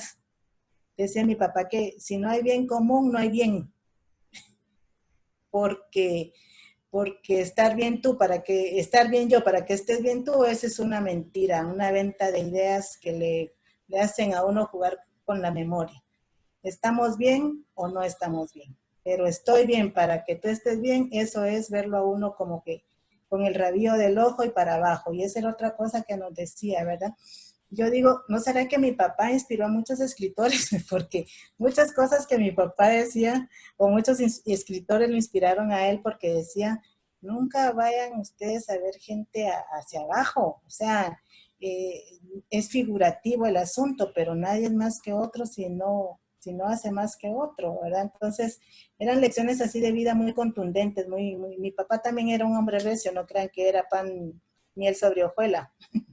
Mi papá era muy riguroso y le gustaban las cosas como bien hechas. Yo creo que la cultura de la época obligó a muchos hombres a ser muy fuertes y muy duros, pero también con mucha ternura. Mi papá nunca nos regalaba cosas que para él no tuvieran significado, ¿verdad? Decía, le regalo un reloj, pero para que vean también el reloj y no solo la hora. Uno dice, ¿qué es eso? ¿Verdad? Eso quiere decir que nos acostumbramos a ver. Alguien mencionaba, uno se acostumbra a ver las cosas eh, o tal vez la utilidad de los objetos, pero no al objeto. Entonces, la observación tiene que ir en todas las vías, ¿verdad? Porque nos ponemos un reloj para ver la hora y nunca vemos el reloj, por ejemplo, ¿verdad? Entonces, eran unas lecciones así bastante contundentes y marcadoras. Ahí le decían unas cosas que a veces la rebeldía de uno hace decir, ya era como muy sermoneada la cosa, pero sí, todos los domingos cuando mi papá, por su estilo de vida en mucho tiempo, no lo tuvimos tan presente como decir mi papá llegaba en las noches del trabajo, no, mi papá llegaba cuando él podía y cuando se aparecía, lo que nos llevaba eran libros, muchos libros, nos enseñó a leer cosas bien importantes. Pablo Neruda, para él la poesía, él era importantísima, ¿verdad? Rubén Darío, Pablo Neruda, de aquellos tiempos bonitos donde él leía Cortázar, Julio Cortázar, nos llevaba muchas lecturas, muchas lecturas. Entonces, todos los libritos de Rodríguez Macal, todos esos libros que ya no leen muchos y que están ahí tan vivos y tan presentes, ¿verdad? El señor presidente, Carazamba, El mundo del misterio verde. Entonces él llegaba con el montón de libros porque él se pasaba a las librerías de segunda a comprar libros bonitos y nos decía, bueno, aquí está para que se entretengan toda la semana y tengan la mente ocupada produciendo algo para los demás, ¿verdad? Entonces, y también muy solidario, muy solidario. Aquí tengo vecinitas de la zona 5 que todavía son mujeres casi de mi edad y dicen, ala, es que cuando pasábamos por la peluquería de Papagilo, donde solo llevábamos un lápiz y un cuadernito para ir a la escuela, a mi papá le decían Gilo, doctor Gilberto, ¿verdad? Entonces, Papagilo nos regalaba 10 centavos para que nosotros pudiéramos llevar para la refacción. Le pasaban gritando los patojos a la peluquería, Papagilo, ya vamos a la escuela. Y él decía, vaya patojos, ¿llevan lápiz? Sí. ¿Llevan cuadernos? Sí. Va, me avisan cuando se les termine que yo les voy a comprar el que sigue. Y en esa se pasaba mi papá ayudando a mucha gente, ¿verdad? Entonces, mi papá fue muy, creo yo, solidario, ¿no? No creo que haya sido como regalar por regalar, no, era muy solidario. Comida, zapatos, ayuda, mucha gente, ay Dios, mi papá tuvo en su peluquería gente increíble, cuidándola y guardándola de la persecución en aquellos tiempos de represión interesantes. Entonces, ¿cómo no iba a ser mi papá protector del pensamiento humano, ¿verdad? Del desarrollo? Entonces, la peluquería también fue un lugar donde guardó muchas cosas. Gracias, Doris. En realidad, el relato que usted nos está regalando hoy es algo bien bonito porque nos muestra el humano, nos muestra esa cara social de la industria, porque a veces solamente se ve la parte tangible, las máquinas, la rutina, pero también hubo muchas luchas que se dieron ahí y que tuvieron consecuencias para la gente que inició esos movimientos. Así que, pues, es un relato muy enriquecedor. Ahora a mí me surge una duda. Cuando su papá deja de trabajar en ferrocarriles y se dedica a la peluquería, él llegó a tener empleados, ¿Empleados? ¿sí? Sí, sí, mi papá, como les comentaba, él siguió trabajando en la peluquería y hacía turnos nocturnos o los turnos que tuviera en el ferrocarril, él los cubría, pero cuando tenía libre del ferrocarril se iba a la peluquería. El señor dueño de la peluquería enfermó y le dijo a mi papá que por su carisma, por su carácter, le dejaba heredada la peluquería. Y el dueño de la peluquería le heredó la peluquería olímpica a mi papá. Y entonces mi papá se quedó de dueño de la peluquería, después de que fue aprendiz de peluquero ahí, ilustrador ahí en la peluquería, luego el señor le dejó a él la peluquería y mi papá la fue prosperando. Sí, mi papá tuvo alrededor de por muchos años, él le dio trabajo como a 8 personas, porque su peluquería creció y llegó después a ser una peluquería de servicio unisex, porque le dio trabajo a 4 mujeres ahí que duraron con él trabajando casi años, muchos años, como 14 o 15 años trabajaron ahí y también los trabajadores. Él tuvo la oportunidad de darle trabajo por lo menos a 8 personas que por años le prestaron a él un servicio. Era interesante el negocio que hacía el papá porque, digo negocio entre comillas, porque mi papá lo que hacía era darle sus herramientas y todos los insumos a esos señores para que ellos trabajaran allí. Y no, mi papá no les tenía un sueldo, sino que lo que hacían era recibir, digamos, un beneficio. Mi papá le daba, no sé si el 30% de lo que cada peluquero hacía por usar las instalaciones y los recursos de la peluquería para que ellos trabajaran. O sea, no no tenía un sueldo, ¿verdad? Y entonces yo siento que una sociedad muy bonita porque todos tenían un beneficio de todo. Mi papá lo único que hacía era, él pagaba el local y les daba todos los insumos para que ellos trabajaran. Yo decía, eso no es un negocio. Pero así funcionaba la peluquería de mi papá y se llamó La Olímpica hasta que, así como mi papá salió y prácticamente volvió descalzo a su pueblo después de estar prisionero en el cuartel por 2 años, así dejó la peluquería. Un día él ya se cansó, tendría como 87 años, 85, 87 años y un día nos dijo, voy a vender la peluquería y se la voy a dejar a fulana de tal porque ella ha demostrado que le tiene amor a la peluquería, ha trabajado conmigo por muchos años y se la voy a vender. Y entonces le vendió por una cantidad simbólica, realmente, simbólica, se la vendió con el compromiso de que ella en el futuro pudiera darle trabajo a la gente que la buscara y la necesitara. Entonces, mi papá no se llevó de ahí, pero ni siquiera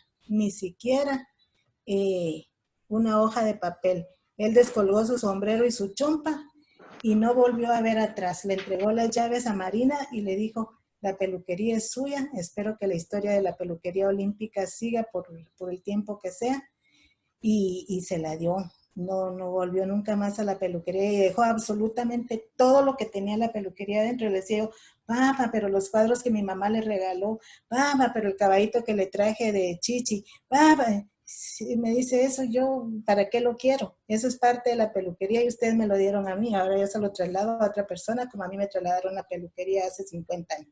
Entonces, así era mi papá, desprendido, no tenía ningún amor por nada material, los apegos eran creo que no tuvo apegos mi papá ni con nosotros. Muchas gracias, Doris. Esta es la última pregunta que yo le digo. Solamente quiero saber, a raíz de esto que está contando usted, ¿todavía existe la peluquería? La peluquería tuvo un triste final, digamos, porque mi papá se pasó a la peluquería, tuvo la peluquería los últimos años en la Sexta Calle y Sexta Avenida de la Zona 4. En la entrada hacia la terminal era un paso estratégico. Ahí quien bajaba del bus pasaba a cortarse el pelo y era una maquinita de hacer pisto, le decimos nosotros, porque ahí pasaba gente para poder mantener a 8 trabajadores casi por 15 años constante y permanentemente, y nadie buscó otro trabajo porque era muy rentable para ellos. Quiere decir que el lugar era para la sostenibilidad. Pero con el cambio que hizo Arzú de quitar la estación de las camionetas de la terminal, el negocio empezó a venirse hacia abajo. Pero cuando mi papá vendió la peluquería a Marina, sí había más o menos, se podía salvar. Pero floreció muchísimo la delincuencia, los extorsionistas, y entonces empezaron a extorsionar todos los negocios que estaban en esa área, y Marina no aguantó más de un año ahí, tuvo que cerrar porque la empezaron a extorsionar. Entonces ella desmontó la peluquería y se la llevó a donde ella vive, que creo que es en Santa Rosa.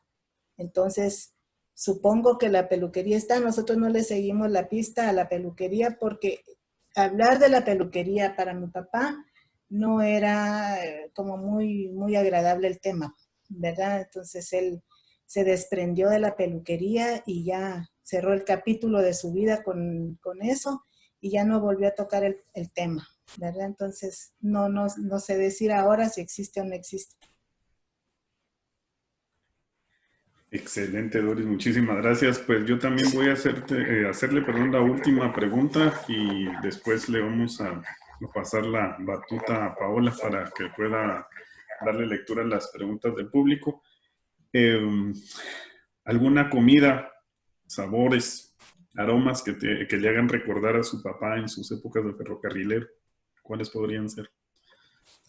Sí, mi papá le gustaba mucho la carne de animal de monte, decía él, ¿verdad? Tacuacín, iguana, huevitos de iguana, iguana en iguaste, y esas comidas de animalitos. Sí, él le gustaba comer ese tipo de comidas muy de caza, de cazar. Él se iba de cacería con sus amigos, tenía unos amigos que les gustaba ir a cazar iguanas, a pescar, ¿verdad?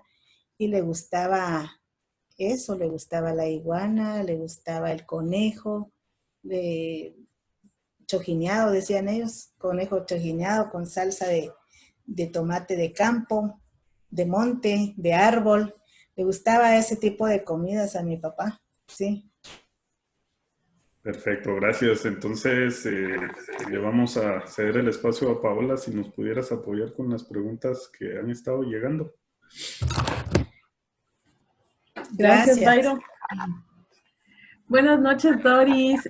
Gracias por su charla tan amena, tan bonita. Una forma de conocer a su papá y el ferrocarril desde otro punto de vista, ¿verdad? Y pues a pesar de que tal vez su papá tenía una forma de ser, pero realmente su corazón era muy grande. Gracias, Paola. Y bueno, voy a empezar con las preguntas. El primero es de Poncho.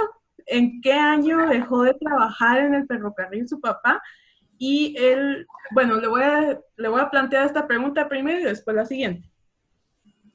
Pues yo diría que mi papá dejó de trabajar en el ferrocarril por ahí por 1956, 57, cuando empezó la persecución que les comento, ¿verdad? Él tuvo que dejar de plano el ferrocarril y empezar ahí sí que escapando por su propia vida. Entonces, más o menos por esos años, Alfonso, mi papá debe haber dejado de trabajar por ahí. Ok, la siguiente pregunta que planteó Poncho fue, ¿los familiares de los que trabajaban en el ferrocarril estaban exonerados del pago del pasaje? Uy, no lo sé.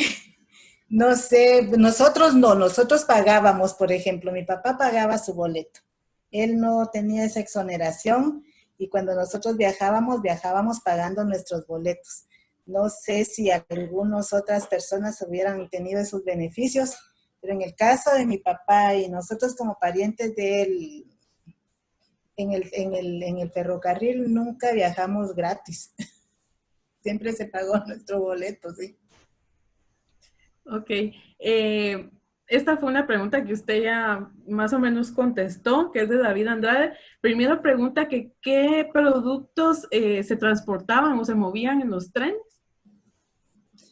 Yo creo que generalmente lo que se movía era frutas, especialmente el banano, ¿verdad? Había mucho movimiento de frutas y de banano, especialmente, porque yo recuerdo que aquí en la estación central bajaban muchas cargas de frutas y de banano.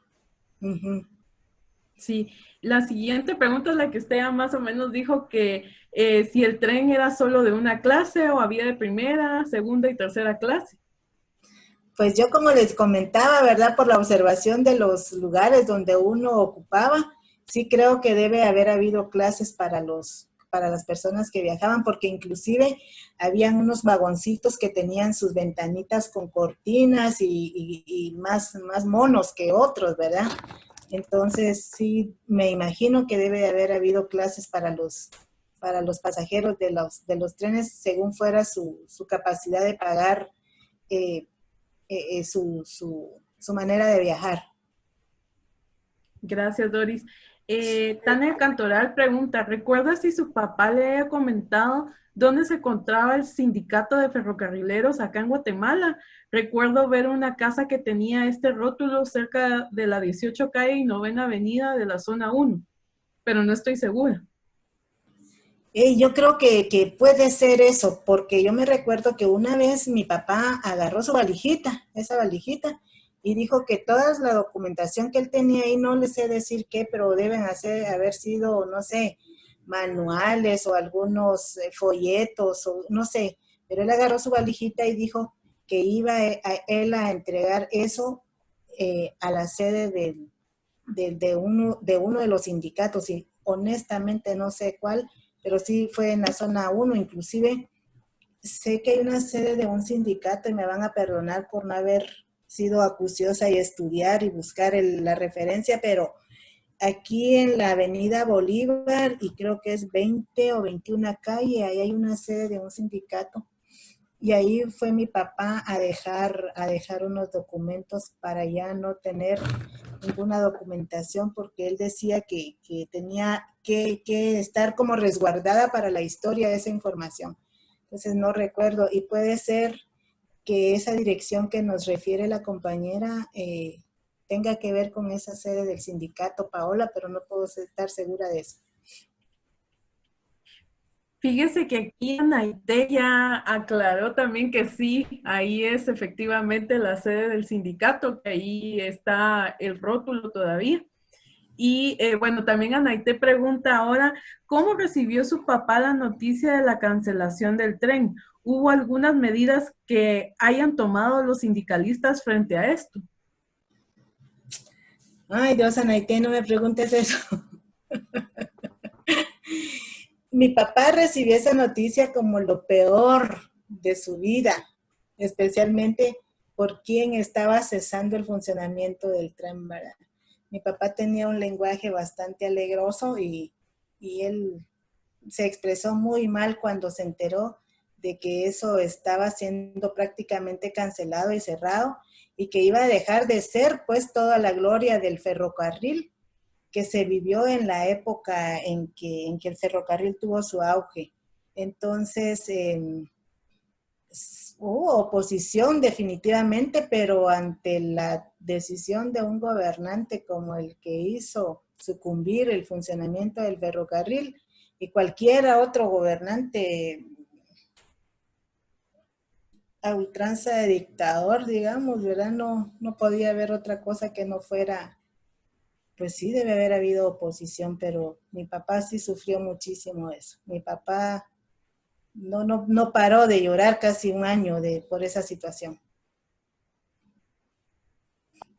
Bueno, voy a cerrar este espacio de las preguntas agradeciéndole a Doris por sus respuestas y con el comentario de don Emir, que cita al Museo del Ferrocarril, una información bastante importante. El Sindicato de Acción y Mejoramiento Ferrocarrilero, fundado en 1944, surgió como sociedad de auxilio mutuo ferrocarrilero con las mismas siglas, debido a la prohibición de la organización sindical que existía en ese momento.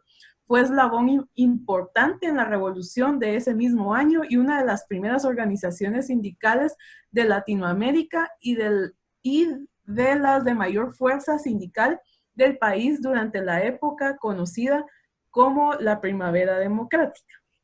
Entonces, gracias, Doris, y le doy la palabra a Evelyn o a Byron.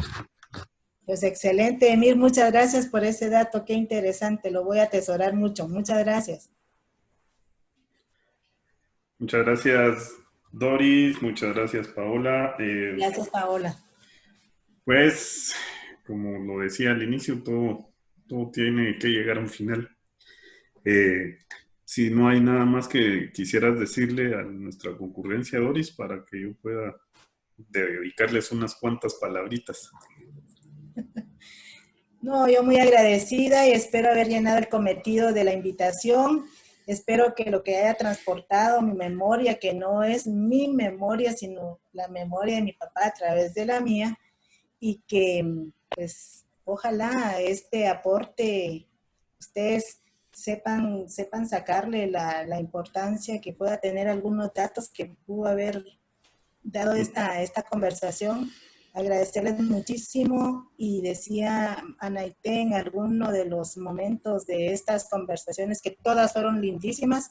Yo aprendí mucho, les agradezco a todos, a Emir, a Alfonso, a don Jorge, a Ligia, a Pamela, a los compañeros que conducían este conversatorio, Paola, esa capacidad de analizar las preguntas y todo. Miren, esta es una experiencia que debe de ser replicada y ojalá y se mantuvieran estos seminarios haciendo valorar a las personas, ¿verdad? Muchas ya no están, dejaron sus legados y a través de sus hijos creo que podemos recuperar datos históricos que son valiosos, ¿verdad?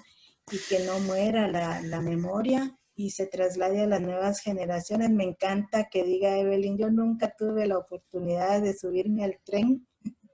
Hay otros trenes, Evelyn, a los que creo que podría subirse y desde ahí vagonear muchas cosas y ofrecer a la juventud que está a la par suya estas memorias para que intenten, ¿verdad?, hacer los cambios sustantivos que necesitan.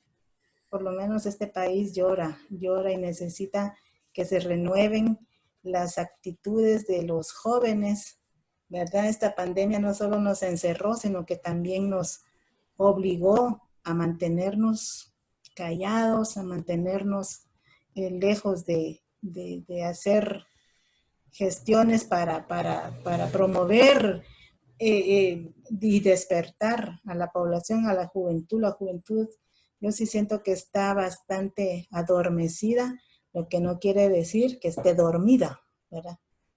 Está adormecida, pero puede haber un movimiento que los convoque y los lleve al despertar que este país está esperando. Así que yo sinceramente les agradezco, estaba muy nerviosa, muy comprometida con esto, porque todos los datos que dieron los compañeros que antecedieron en las charlas de esta jornada de casi un mes y medio, increíbles, increíbles, me dejaron mucha sabiduría, mucho conocimiento, y ustedes que son historiadores y saben analizar esos datos, y como decía uno de los señores muy sabio, que ahora se me escapa el nombre, no podemos dejar de atesorar estas cuestiones. Un arqueólogo no puede ser el que revise los objetos sin que les ponga los matices humanos que requiere la interpretación de esos objetos que dejan las personas en la historia, ¿verdad? Así que muchísimas gracias a todos, gracias a Naité por haberme invitado y por confiar en que podía aportar algo al seminario. Espero que así haya sido. Muchas gracias a todos y todas, les agradezco su atención y estoy muy contenta de haber estado participando en estas jornadas con ustedes. Les agradezco mucho. Solo 30 segundos, por favor, Byron. Sí, yo hice un comentario por ahí que me llenó de mucho el comentario que hizo Doris. Y dije, puse ahí, de Escuintla tenía que ser. Yo soy escuintleco y eso, muchos saben que Escuintla fue un baluarte de la revolución en Guatemala. Los sindicatos de trabajadores de las fincas bananeras y de ferrocarril fueron muy importantes y fueron muy temidos por su gran organización que tenían. Así que, Doris, muchas gracias. También he aprendido muchísimo y he regresado muchísimos años a esto. Que esté bien. Muchas gracias. Gracias, Emir. Muy amable. Gracias. Bueno, entonces,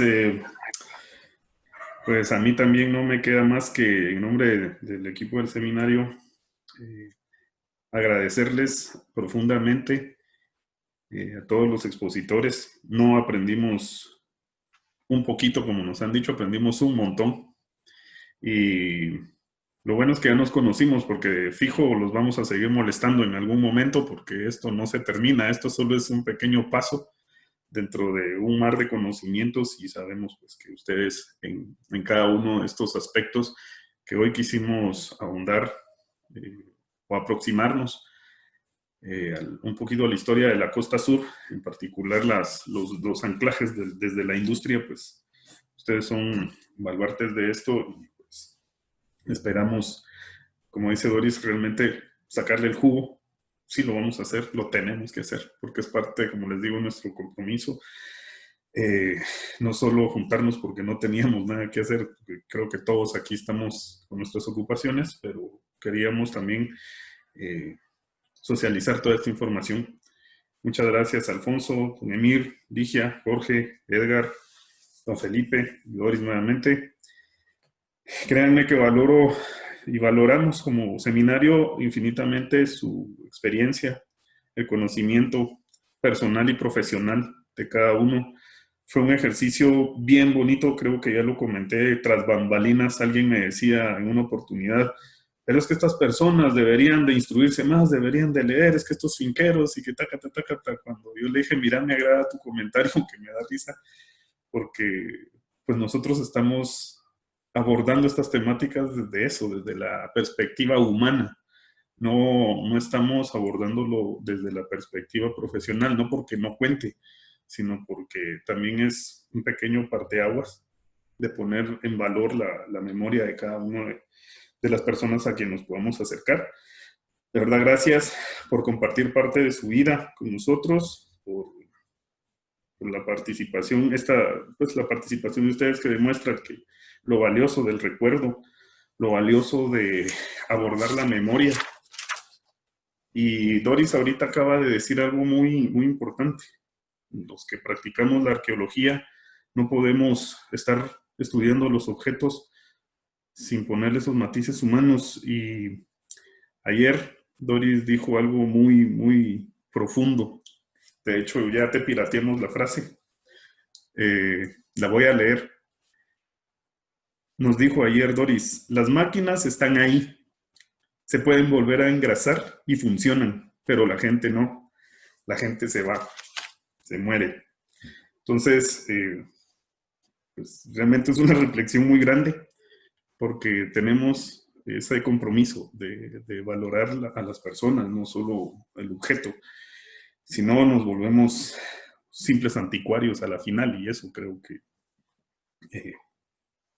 no va a trascender en algún momento cuando lo que estamos buscando es conocimiento. También quiero agradecerle a todo el público. Estamos nuevamente, insisto, satisfechos por esa constancia que varias personas demostraron y el interés hacia estas charlas. Los comentarios que iban poniendo aquí en el chat del Zoom, en las redes sociales también. Yo soy un poquito cleto para las redes sociales, pero Evelyn y Paola ahí se están haciendo grandes. El seguimiento que le están dando al YouTube, al Instagram y al Facebook, que algo sirva toda esta tecnología, no solo para querer ser revolucionarios de Facebook, diciendo que queremos cambiar el país, pero no me atrevo a hacer lo que el papá de Doris hizo, o don Emir, o cada uno de los que ya escuchamos acá. Me llama poderosamente la atención y qué interesante fue que algo que todos tienen en común de lo que iban platicando eran esas experiencias de guerra tristes. Esa experiencia tanto con Arbenz, con la contrarrevolución, el conflicto armado, mal llamado conflicto, pero en fin, son puntos que confluyen mucho y realmente creo que ahí tenemos material para seguir. Alguien nos hacía el comentario en el Facebook justamente, creo que es Yesenia, que decía, pues sí, vamos a continuar con esto, y pues sí, vamos a continuar. Solo que de a poquitos, vamos a ir paso a paso, hay que procesar toda esta información también. De verdad, gracias al público por la confianza, y esto demuestra entonces la necesidad y la importancia que requiere el abordaje de la memoria de las personas para las ciencias sociales. No podemos seguir siendo profesionales de escritorio. Por lo menos a mí, que no me gusta. Yo soy de los que se ponen las botas y jule canelo, vámonos. Pero fue muy agradable todo esto. Nuevamente gracias por esa constancia, por sus comentarios. Eso nos motiva a seguir adelante como equipo de investigación. Esto fue un ejercicio realmente muy, muy valioso. Es el inicio, como ya lo mencioné, de un derrotero de aprendizaje que obviamente involucra a toda la audiencia, a las personas que tuvieron a bien exponernos.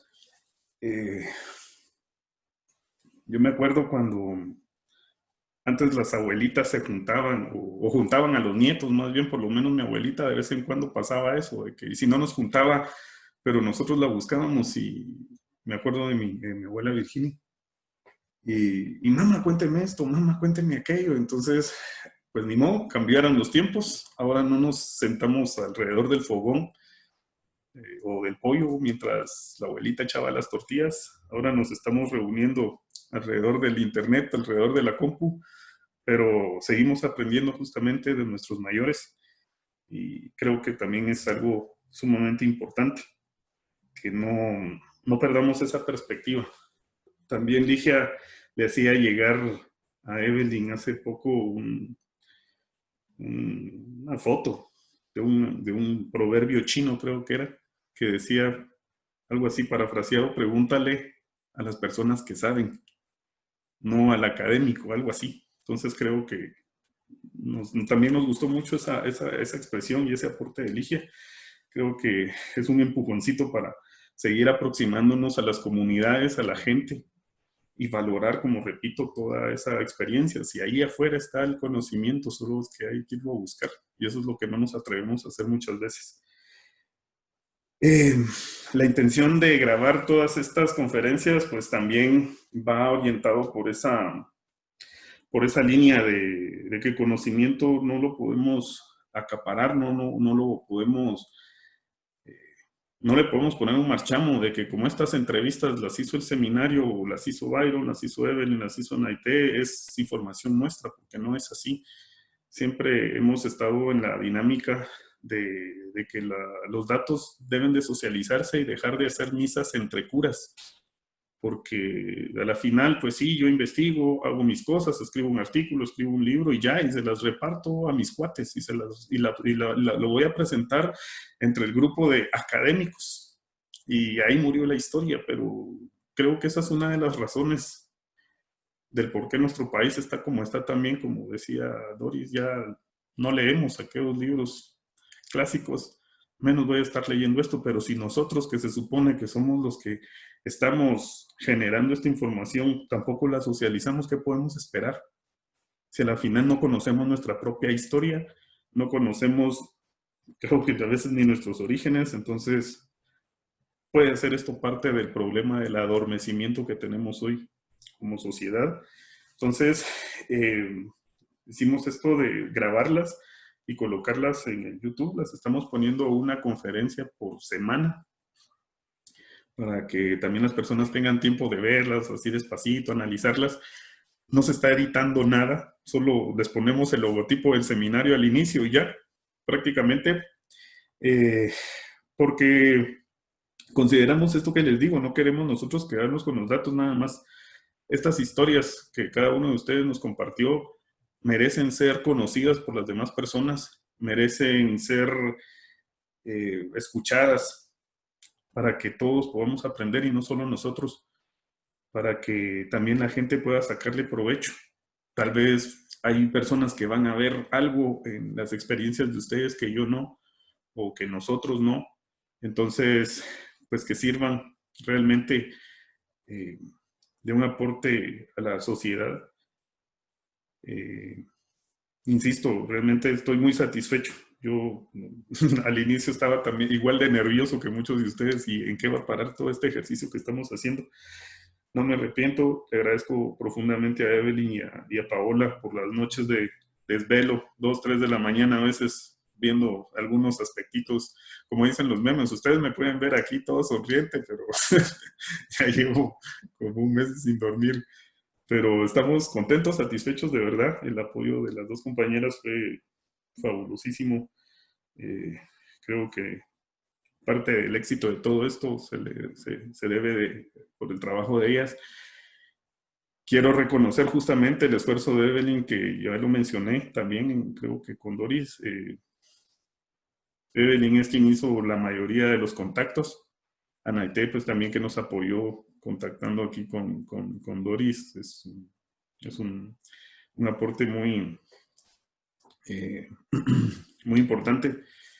Pues bueno, yo creo que si no hubiéramos estado ahí moleste y moleste a cada rato, no hubiéramos tampoco podido hacer esto, pero ahí está la capacidad de gestión de Evelyn y pues muchas gracias. Repito, ahí están los videos en como que fuera la materia prima en bruto para que podamos sacarle provecho a todo esto.